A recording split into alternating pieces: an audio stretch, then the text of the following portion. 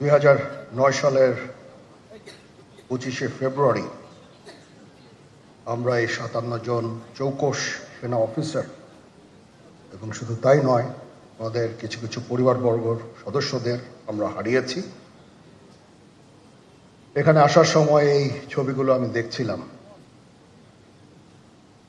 এই ছবিগুলো আপনারা অনেকে ছবিতে দেখেছেন, কিন্তু এগুলো আমার সব চাক্ষুষ দেখা।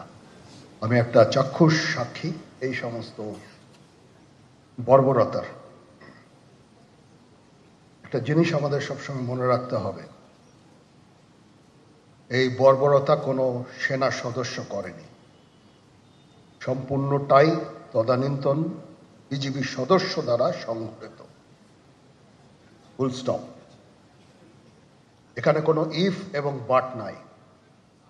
এখানে যদি ইফ এবং বাট আনেন, এই যে বিচারিক কার্যক্রম এতদিন ধরে হয়েছে, 16 বছর ধরে 17 বছর ধরে যারা জেলে আছে,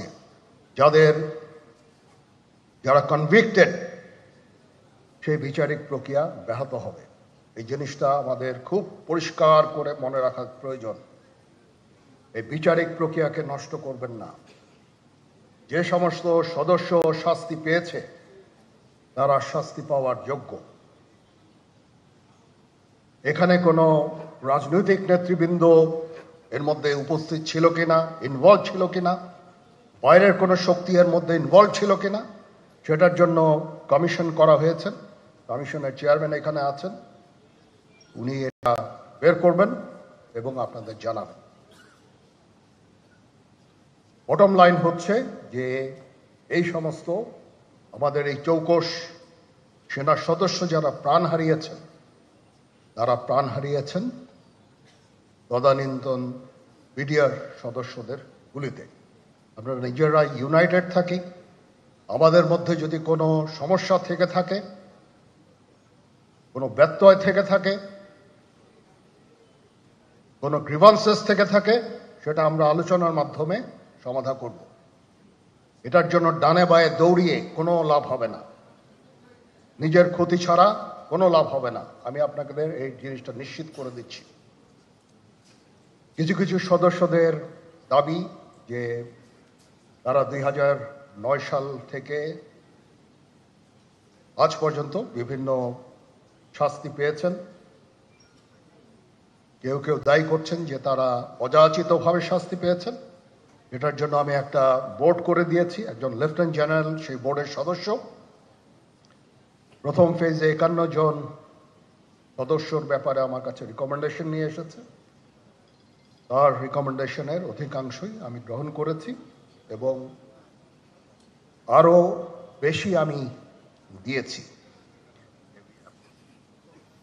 নেভি এয়ারফোর্সও তাদের এই কার্যক্রম চালিয়ে যাচ্ছে। আমার স্ট্যান্ড পয়েন্ট হচ্ছে, যদি কেউ অপরাধ করে থাকে সেটার জন্য কোনো ছাড় হবে না, বিন্দু মাত্র ছাড় নাই। আমি আপনাদের পরিষ্কার করে দিচ্ছি, it is a discipline force. Discipline ফোর্সকে ডিসিপ্লিন থাকতে দেন। আজকে এই যে দেশের ক্রান্তি লগ্নে সমস্ত বাহিনী, সমস্ত অর্গানাইজেশন বিপর্যস্ত হয়ে পড়েছে। খালি সেনাবাহিনী টিকে আছে, বিমান বাহিনী টিকে আছে, নৌবাহিনী টিকে আছে। কেন? Because of discipline.